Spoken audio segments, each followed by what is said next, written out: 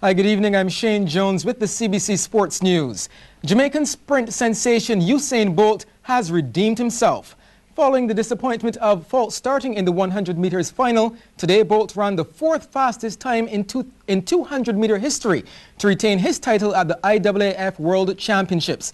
Bolt brought down the curtain in what was an action-packed penultimate day in Daegu. Here's Marsha Boyce. The final of the men's 1500 meters set the tone for what was going to be an action-packed evening session in Daegu, as Belkirop ran a controlled race to win Kenya's first ever gold medal in the men's 1500 and gold number 6 of these championships. It looks like Kiprop at the moment. Central is coming fast for third place, but it's going to be Kiprop taking it. Kenya 1 and 2. Kiprop, Kiplagat, Centrovich gets the bronze. Well, the big man eventually comes home and takes the title. What a run. In a change from what track and field fans are used to, the final of the women's 4x400 meters relay was up next. The USA maintained their dominance in the event, winning gold in 3 minutes 18.09 seconds. But the Jamaicans had much to shout about, taking the silver medal in a new national record time of 3 minutes 18.17. But for Jamaica, Sharika Williams is holding on. The United States come through to gold. Jamaica take the silver.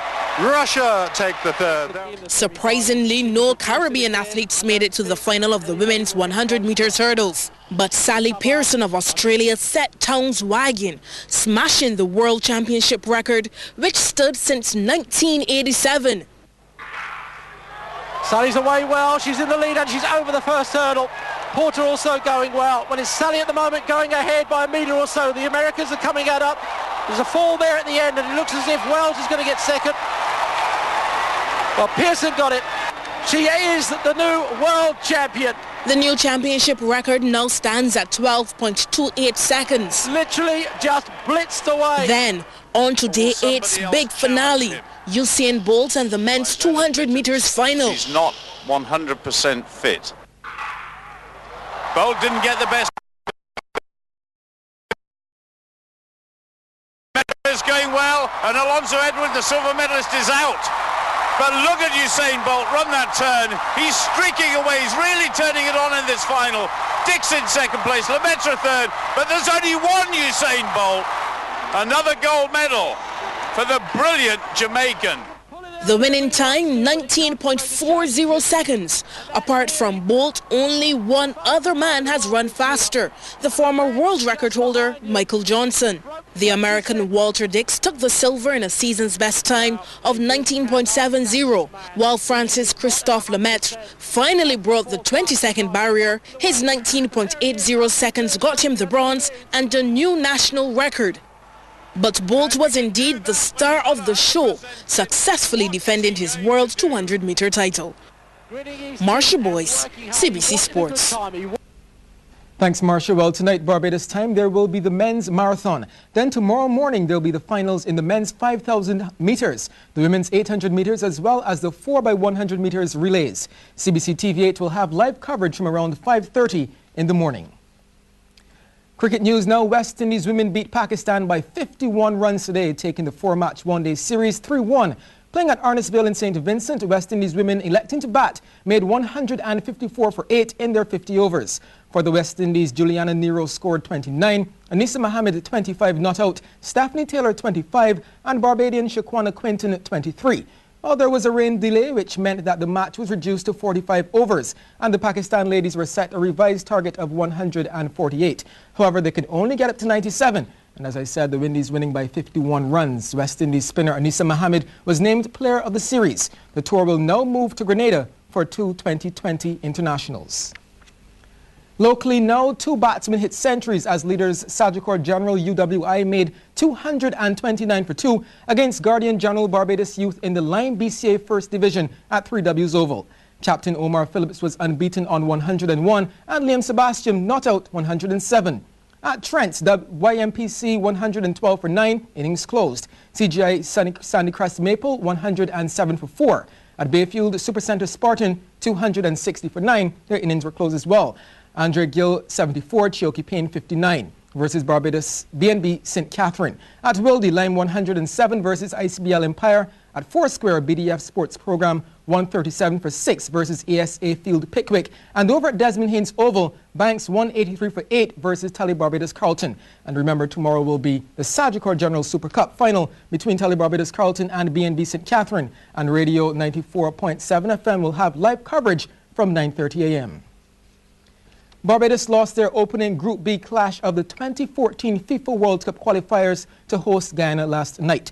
The Bajans went down 2-0 with Guyana scoring on either side of half-time. Sean Bevanley opened the scoring in the 25th minute, while Charles Pollard sealed the deal in the 75th. The Bajans are set to return home tomorrow. They'll be in action again on Tuesday evening when they take on Trinidad and Tobago at the National Stadium. That match is scheduled for 4 p.m. An effort to push community and sports tourism for Barbados is on the move. As a part of a promotion contract between the Barbados Tourism Authority and American Airlines, the Dallas Mavericks cheerleaders are hearing Barbados for a major 2012 calendar promotion photo shoot featuring Barbados backdrops. The interchange forms part of community outreach by the NBA basketball team and Barbadian grassroots basketballers. Today, the ladies visited the Clapham Sports Club, joining the home team for some fun. Tourism Minister Richard Seeley said the relationship between Dallas is very important to Barbados. I think it is wonderful that we've had both the Miami Heat and the Dallas Mavericks, both of whom, by the way, Barbados has a relationship with. We were very fortunate that during the NBA Finals, basically we couldn't lose because both teams we had strategic relationships with, and some of you here who have been watching those finals would well recall during free throws you would have seen Visit Barbados appearing in the back of the players, so it worked out very advantageous for us in terms of promoting the destination. Our arrivals out of the US are at record levels at the moment, and I think that in part has to do with making good decisions in terms of who we choose to partner with. Okay, switching sports now. The night session of the Motoring Club Barbados Inc.'s Rally of the Sun and Stars should be underway as we speak. This afternoon, the drivers alternated between Luke Hill to Lamberts and Isolation Road to Springville. At the dinner break, Paul the Surfer Bourne and co-driver Ronald with a total elapsed time of 11 minutes 58.09 seconds. The defending champion Roger the Ninja Hill and Graham Gittins were second in the Toyota Corolla WRC in 12 minutes 33.96 seconds. Andrew Milano and Jermaine Forster were third in the Subaru Impreza, with Sean Gill and Michael Zippy Cummings fourth in a Suzuki SX4 WRC. The Warren brothers, Ian and Robert, led the two-wheel drive category. They're fifth overall in the Suzuki Swift. In case you were wondering about some of the other big names, Roger the Sheriff Skeet crashed out during the second run at Isolation, while Neil Armstrong pulled out with power steering problems. John Penty Powell was a bit off the pace in seventh in the Subaru S14. All of tonight's 6 stages are being run at Luke Hill to Lamberts as a result of Skeet's crash at Isolation. Well, that's it for sports. The weather's next. A very good evening to all, and we had a day of mixed fortunes here in Barbados and across the island chain. It was hot. We had some showers and thunderstorms across some sections, and that pattern was replicated across the region. Take a look at the stats taken at the airport. We got up to 31.9 degrees Celsius at the airport. This was right around 2. The minimum temperature was 24 degrees Celsius. At 6 o'clock, skies were cloudy. Listen to this temperature, 30.4 degrees Celsius at 6. That is a fair indication of what it's going to be like tonight. The humidity, though, stood at 66%.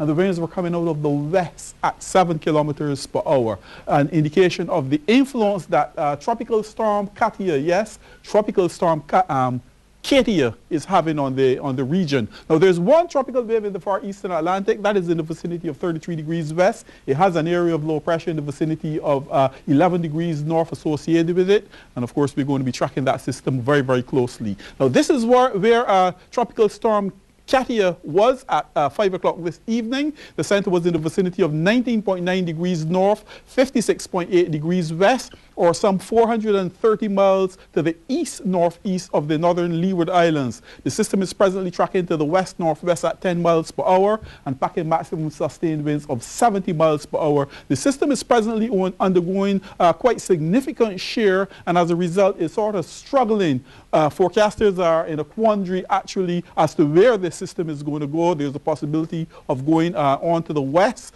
but it could recurve to the northwest over the next couple of days. But it is not going to affect us directly. It is presently though generating above normal swells, so that northern and eastern coastlines in the island chain, they're going to be impacted. The swells are in the vicinity of about 8 feet, and we're urging small craft operators, seabathers, everybody continue to be cautious. But indirectly, the system is responsible for the very slack pressure gradient. As a result, the winds are going to be extremely light. It's going to be hot and humid. So get out those fans, air conditioners, whatever. As I indicated, the pattern that we had here in Barbados with those showers across different sections of Barbados, as we call them localized showers, that is going to be continuing into tomorrow. The determining factor will be the amount of moisture. And as long as there is some available moisture, the showers are going to be developing across central, western, northwestern sections, and we're going to be narrowing that down in our tomorrow forecast. Take a look now at some stats. Though sunrise is going to be at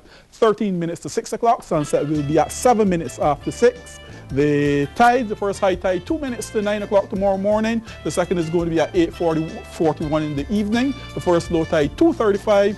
And the seas moderate at this time in open water, peaking at 2.5 meters. So we're urging everybody to be cautious. There's a warning out for above normal sea swells. The winds, light and variable, 20 kilometers per hour. Cloudy skies, a few showers, and tomorrow fair at first, becoming partly cloudy to cloudy with some localized showers and possible isolated thunderstorms. And across the island chain tonight, fair to partly cloudy with a few showers, and a similar pattern as I indicated will be unfolding tomorrow. It's going to be fair at first, then we're going to be looking at partly cloudy skies, some localized shower activity, and the possibility of some isolated thunderstorms.